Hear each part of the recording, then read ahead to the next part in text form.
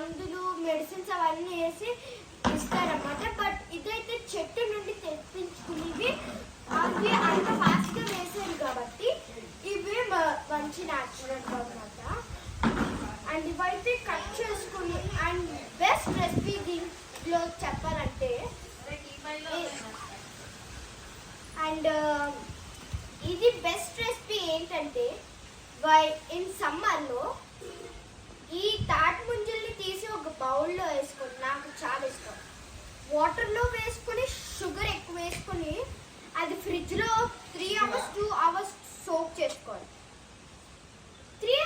3 to 2 hours soak చేసుకొని అది మళ్ళీ బయటికి తీసాక చాలా బాగుంది.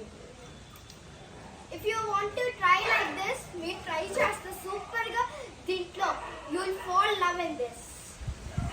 సో దీన్ని అయితే కట్ చేసుకోవాలి ఇప్పుడు. సో కట్ చేసుకుని తింటాం.